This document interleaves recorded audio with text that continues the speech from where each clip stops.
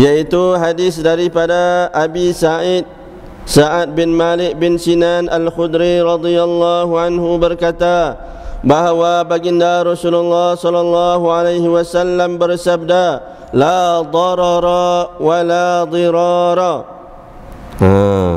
Jangan, tidak boleh menimpakan bahaya kepada orang lain dan juga membalas balasan yang tidak sepatutnya kepada orang lain. Mana? Bahasa Arab ni dia satu perkataan tapi banyak makna, nak kena ulah. Tafsiran dia tu panjang. Sebab itulah Al-Quran, kalau kita baca ayat satu pendek je, tapi tulis terjemahan kita tu punya panjang. Ibarat dia macam itulah.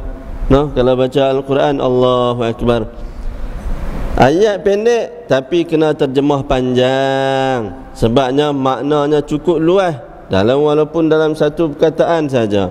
Begitulah juga hadis ini, iaitu maksud darara itu ialah kita membalas ataupun mendatangkan mudarat kepada orang lain tanpa orang lain tak tahu buat apa. Dia tak buat apa pun, dia tak buat salah pun. Kita buat sakit hati orang lain boleh. Contohlah, duduk saja-saja pergi ketuk kepala kawan tu. Dia kata, apa saya? Apa? Aku tak tahu apa pun ni. Contohlah kan. Ketuk tu bukan niat nak melawak, tapi niat nak saja nak buat bagi jahat. Kalau setakat melawak, geletek kawan tu, geletek kawan ni, tak apa. Geletek sana, geletek sini, tak apa. Macam kisah Kijang dengan kera. Cerita dah kot cerita lagi. Asal Kasturi, cerita lagi. Tak kena. Kasturi ni satu ketika Kijang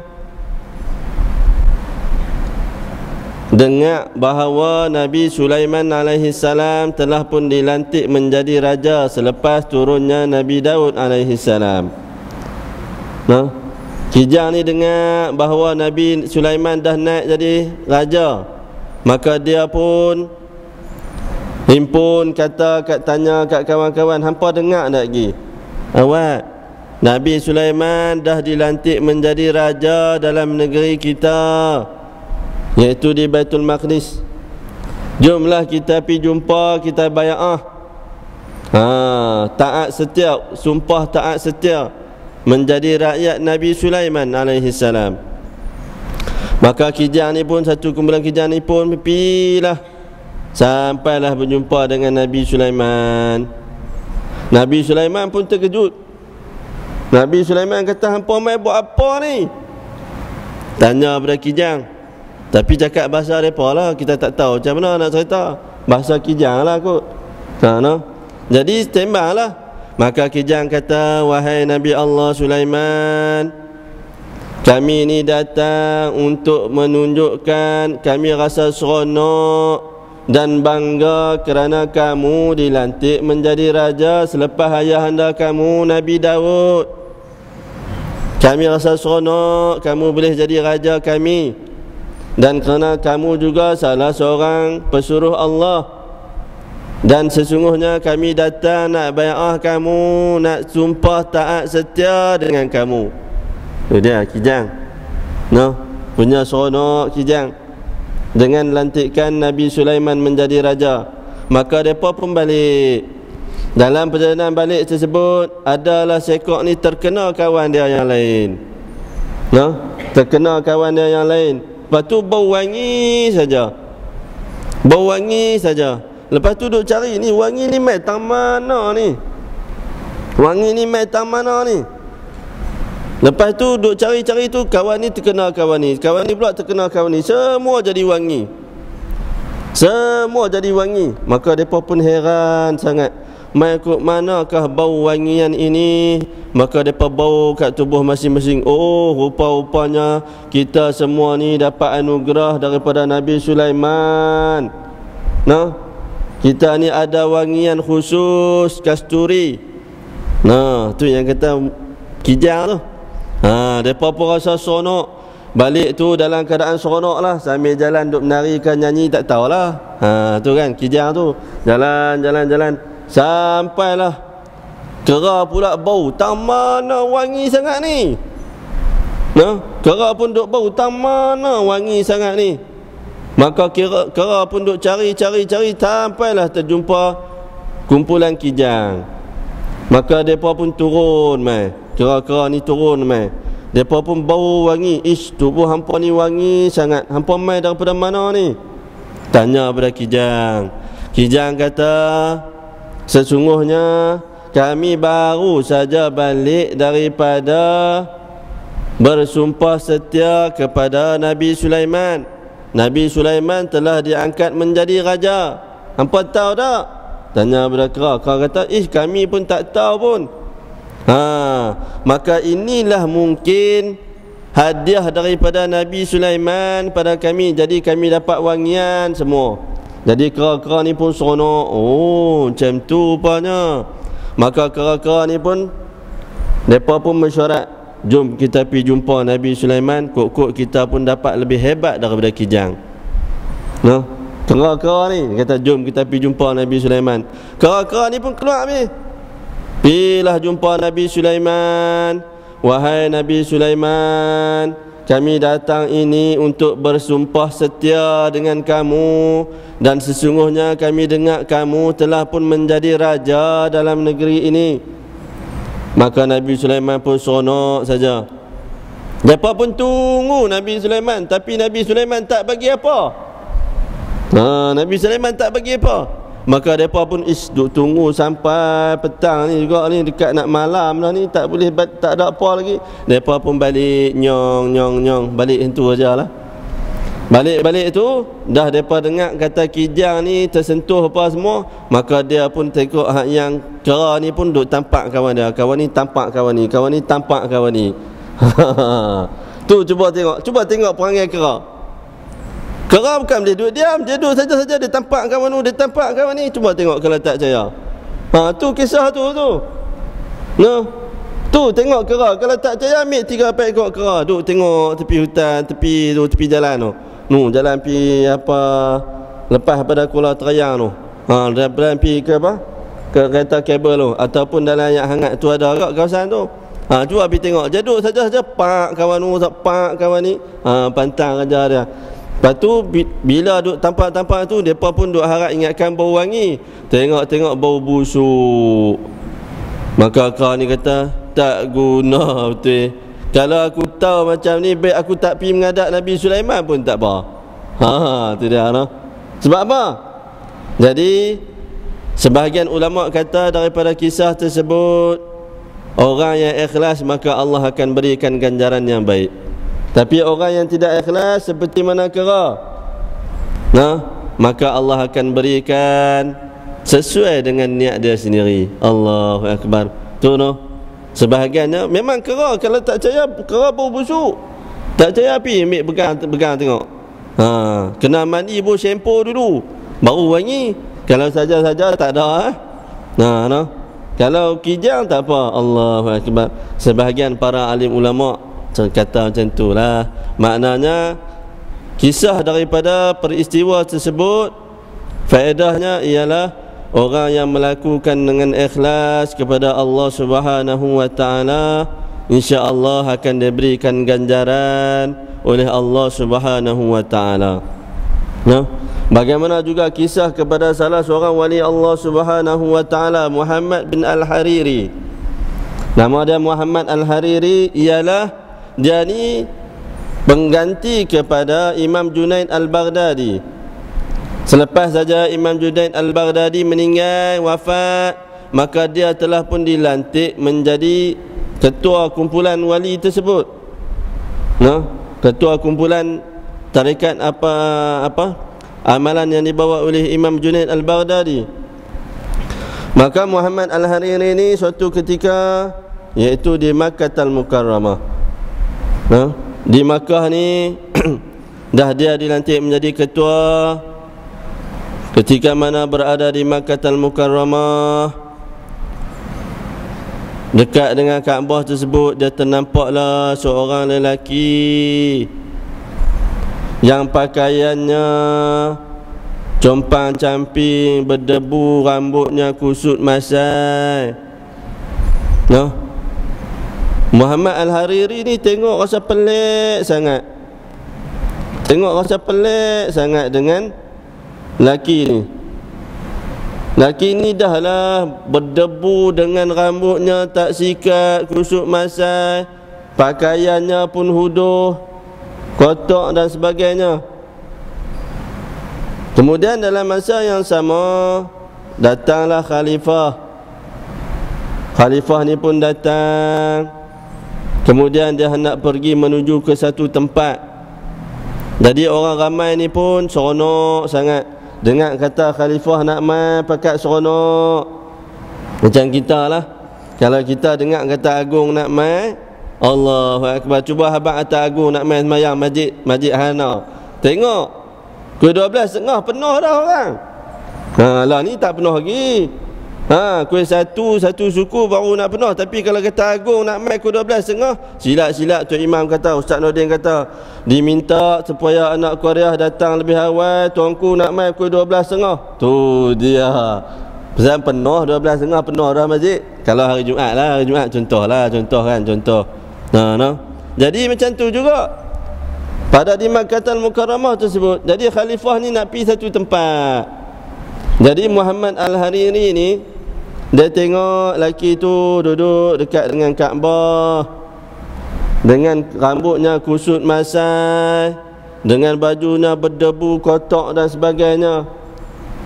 Kemudian lelaki tu kata kepada Muhammad, "Wahai saudara, nak minta tolong daripada kamu. Boleh tak kamu buatkan kepada aku sebungkus satu keping roti, aku lapar nak makan." Nah, lelaki tu kata kepada Muhammad Al-Hariri, "Wahai saudaraku, boleh tak nak minta tolong daripada kamu? Nah, nak minta tolong daripada kamu, sediakan kat aku roti, aku lapar dah 2-3 hari aku tak makan. Mai daripada jauh kok-koklah ada orang boleh jamu makan kat aku." Muhammad Al-Hariri ni pun tengok kepada lelaki ni, tak terbuka hati dia nak tolong. Tak terbuka hati dia nak tolong.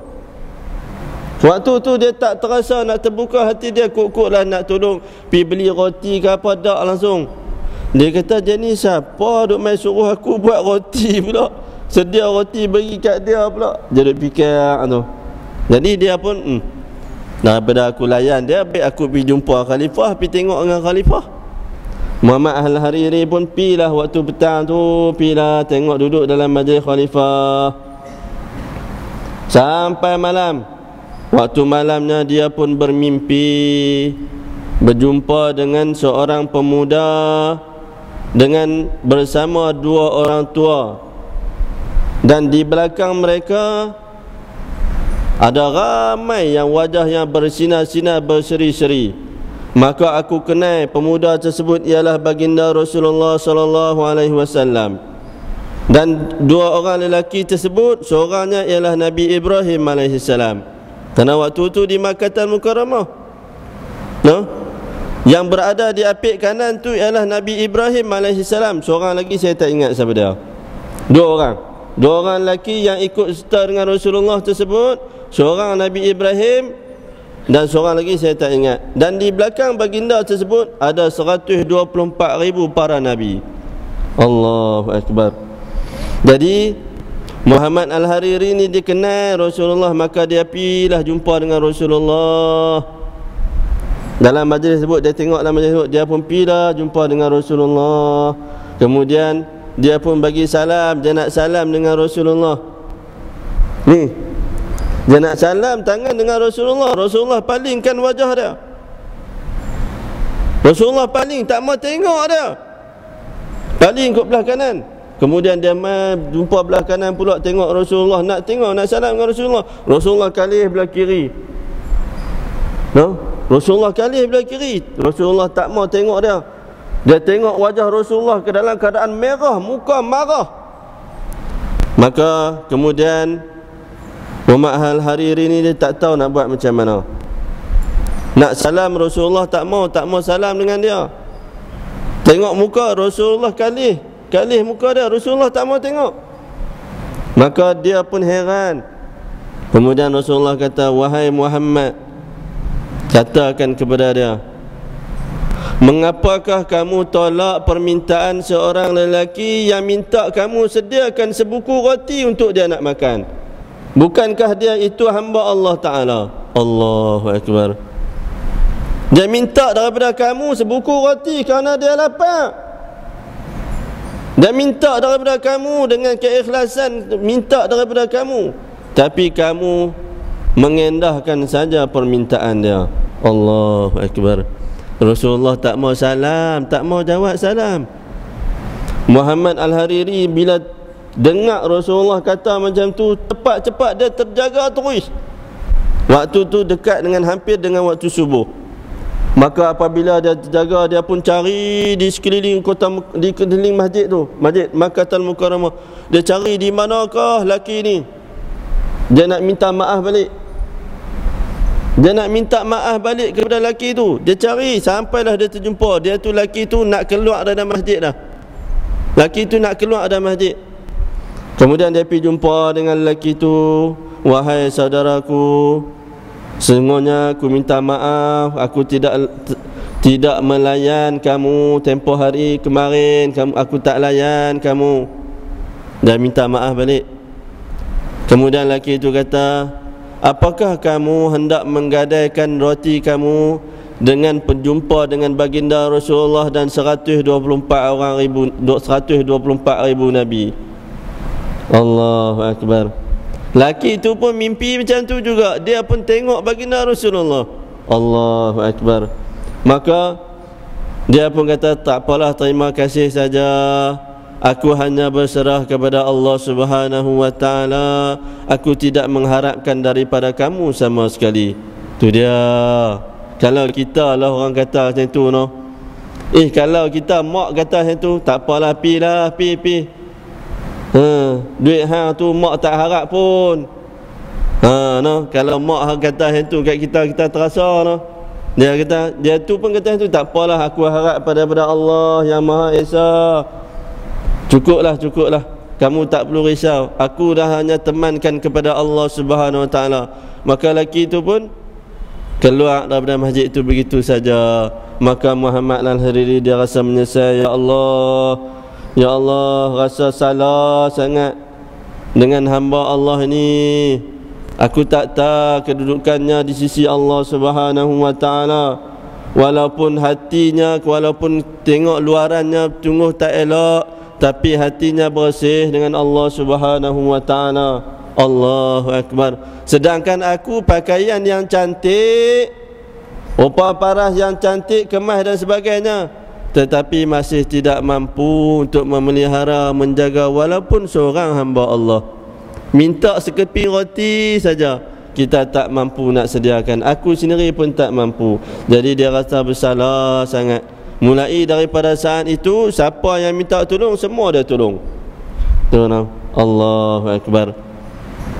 Jadi abang-abang, kakak-kakak, ibu-ibu dan juga ayah-ayah semua, sesungguhnya bila disebutkan dengan mudarat, iaitu yang mana kita buat mudarat kepada orang lain, ataupun yang kedua, kita balas kejahatan ataupun keburukan orang lain buat dengan lebih teruk lagi. Yang katakan mudarat ini iaitu kita buat jahat kepada orang lain, ataupun yang kedua, kita balas dengan apa yang tak sepatutnya. Kita lah kadang-kadang orang geletek kita punya rasa marah, dia cabut lari, kita ambil batu baling kena belakang. Contohlah kan. Contoh aja. Tu yang katakan mudarat kita balas tu lebih teruk daripada orang buat kat kita. Orang kata sepatah ya, kita balas balik berjabu tu dia. 2-3 jam tak habis lagi duk maki. Amboi. Kata kita sendiri sikit ya. Krit, tengok calak tu. Kita maki 3-4 bulan tak habis lagi. Oh, dia ni kurajak tu, bawa motor lok-lak, maki tak habis-habis lagi. 3-4 bulan. Orang duk tanya ni calak tak mana ni? Ni siapa buat ni? Tahu budak mana atau bawa motor lok-lak sangat. Calak tu dia 3-4 bulan kita duk maki orang. Tu contohlah. Contoh dia. Maknanya kita balas kejahatan orang lain tu, keburukan yang orang lain buat pada kita tu lebih teruk daripada yang dia buat lagi. Allahu Akbar.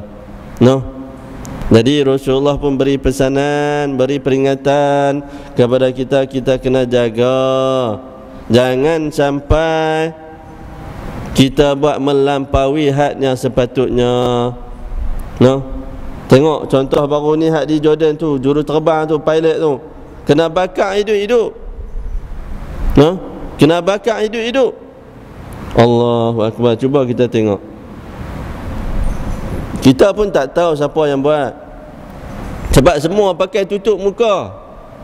Lepas tu dakwa kalau kepada kumpulan IS lah, kumpulan ISIS kan, kita boleh terima ke? Jangan kita kutuk. Kerana media antarabangsa suka memutarbelitkan fakta. Jangan terlalu mudah kita mengatakan inilah kumpulan Islam yang perlampau, yang sanggup bunuh, sedangkan tak nampak wajah pun. Tak boleh kita tuduh mereka jahat. Kita tengok duduk dalam kurungan tu, kemudian buh minyak keliling tu, kemudian bakar pula, tarik minyak tu, bakar pula. Kawan tu duduk dalam penjara tu, duduk dalam apa? Dalam besi tu lah, dalam kandang tu, terbakar habis. Allahu Akbar. Kemudian mereka tuduh pula inilah kumpulan IS. Jangan. Kita tak tahu siapa yang buat. Semua pakai tudung, pakai tutup habis semua kali dengan mata-mata. Kita akan tahu siapa dia. Boleh jadi itulah perancangan jahat barat untuk memusnahkan nama baik Islam. Kita tak tahu. Sebab itulah kita pun kena hati-hati, jaga mulut kita. Kita tak tahu. Boleh jadi yang kita duk tuduh, sedangkan mereka nak cuba buat baik, kita tak tahu. Wallahualam. Lainlah kita nampak muka seorang-seorang, ni orang Islam ni dengan janggut lah, ataupun dengan misalnya apa semua, dengan pakai serbannya. Tapi siapa nak buat macam tu? Orang ligan cari mampu, tapi dia pakai tutup tudung tu, siapa nak tahu? Kan? Siapa tahu? Dia boleh jadi dia tu adalah orang barat, orang kafir laknatullah. Dia cuba hendak memecah belahkan masyarakat. Tengok ni, dia ni jahat semua ni. Orang Islam semuanya jahat, tak reti langsung, tak ada sifat peri kemanusiaan, sanggup bakar manusia hidup-hidup. Allahu Akbar. Kita pun kena tengok tu, kita kena fikir dulu, betul ke orang Islam yang buat? Sama ada dia kumpulan AS ke tak kira. Itu yang kedua. Yang pertama, betul ke orang Islam yang buat?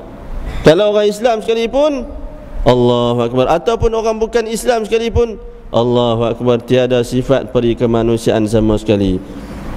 Kalau orang bukan Islam, sudah tentulah tujuannya adalah untuk memecah belahkan masyarakat ni. Tengok ni, orang Islam ni sanggup bunuh, tak kira siapa janji, siapa lawan dia, dia kena bunuh. Nasiblah macam mana pun. Kita juga kena fikirkan dengan secara matang. Bukan semua media yang bawa ceritakan kepada kita menunjukkan itu perbuatan orang tersebut. Kita kena fikir, tengok elok-elok. Allahu Akbar. Jadi sampai di sini saja.